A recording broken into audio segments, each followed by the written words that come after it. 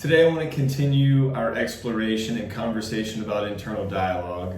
I hope that you extracted some value from yesterday's exercise. I hope that you had some realizations about the way that you talk to yourself. And maybe this is something that you're already aware of, but either way, I think there's some value in taking some time to sit down and make note of it. If you found that you talk to yourself in a negative and destructive way and are harsh and overly critical, I want to tell you that that's not your fault. This is something that is passed down to us from the conditioning of our parents, teachers, coaches, and authority figures. And it's not their fault because this is a conditioning passed down generation to generation. But once you're aware of it, then it does become your responsibility to change that. It becomes your responsibility to change that for yourself, for your own sense of wellness, your own health, your own well-being, how you contribute to society and the people around you. And it's most important that you take responsibility for it so that you don't pass it along to the next generation.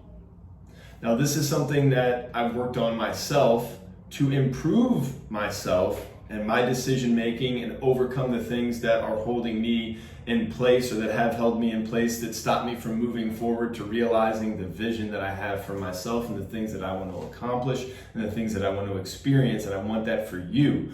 But I also want it so that I don't pass that along to my children and that doesn't spill over to my other relationships. And in working with that, I have seen those areas improve. The way that I communicate and relate to my wife, to my kids, to my clients. And I want that for you too. And for those of you who have families, I'm sure that you probably feel that way as well. So I want to recommend that observing the quality of your conversations becomes an ongoing practice. This is the beginning of an internal practice or a mindfulness practice. And the challenging part, spoiler alert, is going to be observing the quality of those conversations without judgment, because then that turns into this overly critical cycle, and without getting wrapped up into the narrative.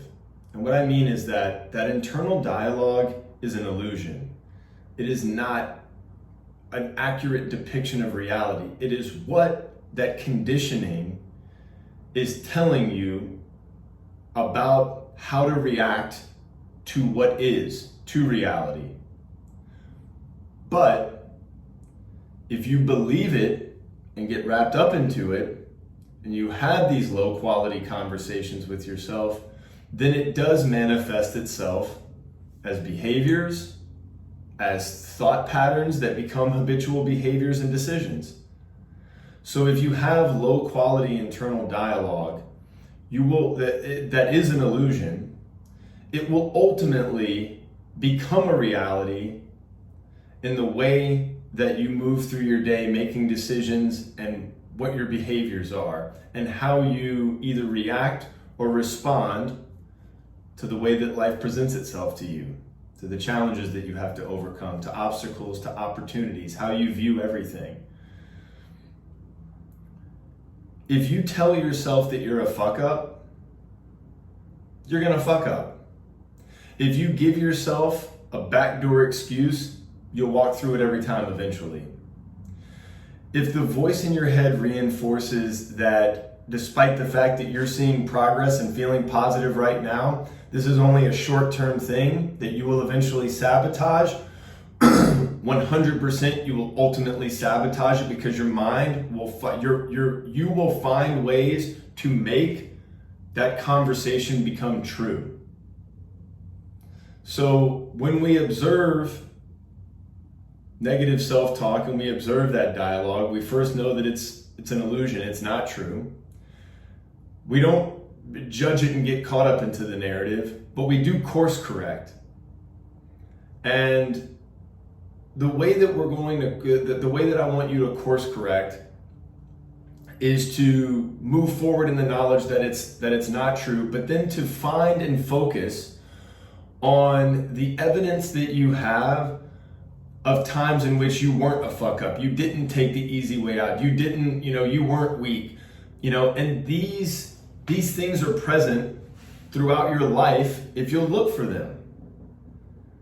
And they're present up to this point in the program so far because you've done workouts, you've made changes, you've integrated routines and things that, that I've suggested that you do. So you have present evidence of that. Focus on that. And you may be saying to yourself, oh, well, these things are relatively small. I did a workout, big deal. I quit eating bread, or I've cut down on sweets and alcohol, or whatever vice that you want to focus on. But if you think about it, in fairness, the things that you're being overly critical about and beating up yourself about are ultimately on their own in a vacuum relatively very small things themselves. But they only become large monuments because we so consistently stack the bricks day after day and moment after moment, telling ourselves that we're not capable, that we're weak, that we're not strong enough, and that we're not going to make the right decision. And that even if we are making good decisions, ultimately we're going to screw the whole thing up. And that's how we talk to ourselves. And, I'll share a story from my own life.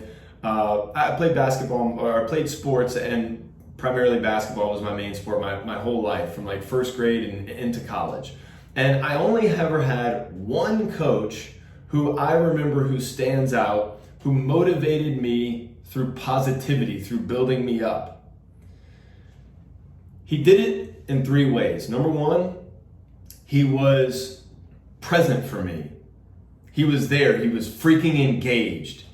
He was engaged with me. He cared. He took the time to care, to notice me, and to notice that I wanted to be great, and I wanted to develop, and I was serious about it. So the first piece here is this man engaged with me and was present. Like I've asked you to be engaged and present for yourself. Okay? Number 1. Second thing, he built me up in the way that he motivated me. So the talk that he gave me, the things that he said, consistently reinforced positivity and that he believed in me. He would pick out things he saw that I could do, and he would say, I know you're capable because I've seen you do this. I see that you want it. I see that you have this ability. So he reinforced that I was capable. That's like this is like the metaphor for your mental self-talk. So that's number 2. Number 3, what this man did is he put me in situations to reinforce to myself through action that I was capable. It started off in practice, setting up drills and, putting me in situations where I had to score or I had to do something. And, not that I was successful necessarily every single time, but that's not what mattered. It's that this man that I respected and admired was even putting me in the situations to do these things. And that's where the action part for you comes in. It's not as important that you be perfect all the time, but it's that you put yourself in the situation. You give yourself the opportunity to be successful, and then try to do it. Give it like a good effort. And that's what built up the confidence. Being present for yourself, like this man was present and engaged with me. Giving yourself the messaging that you're capable and you can do it. And then giving yourself the opportunity to back it up. And giving a great effort at it.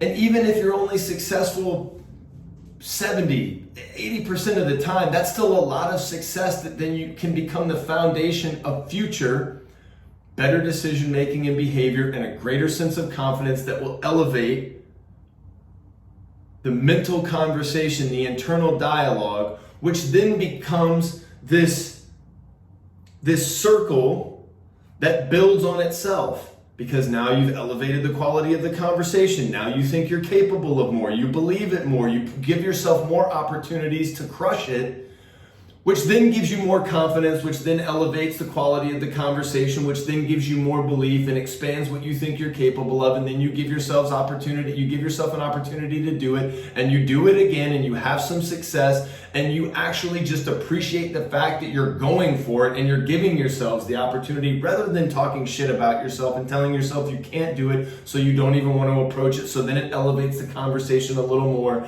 and the whole cycle keeps going, and it keeps feeding on itself.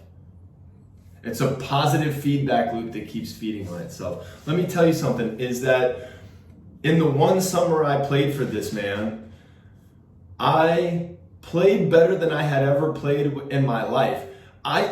My game and what I was capable of and what I was doing expanded beyond what I thought it was capable of, because this man gave me an external a new paradigm through his engagement and messaging and the opportunities. So I was locked in this box of a relatively negative mental narrative and thinking I had all these limitations, but because this person that I admired and respected believed in me, he expanded what I even thought I was capable of, and I expanded as a result. I blossomed. My game blossomed as a result.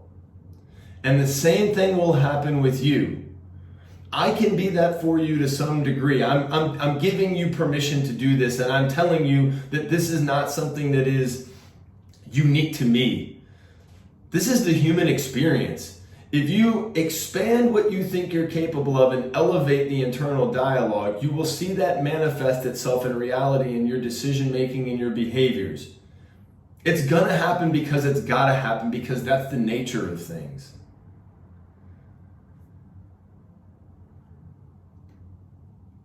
By contrast, the coach that I had on my high school basketball team motivated us the other way.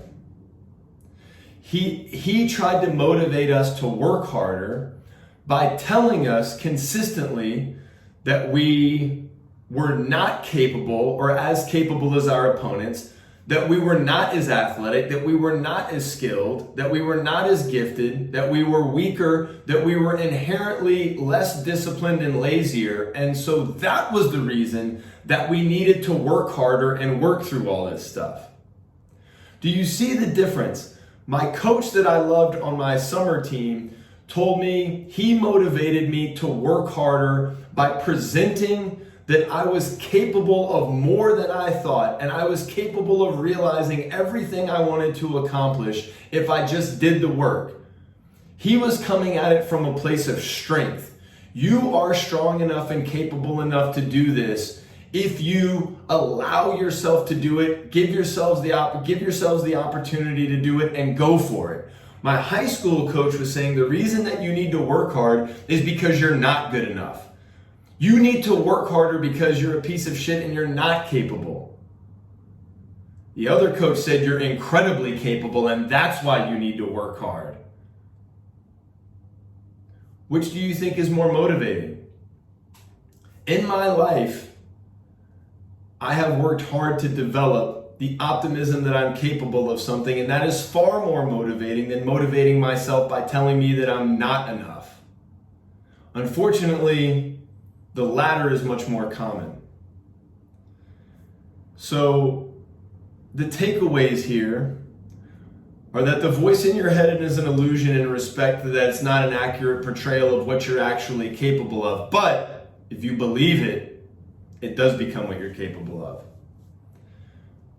Number two, we want to cultivate the practice of observing that thought free from judgment and free from getting wrapped up in the narrative so that we can course correct.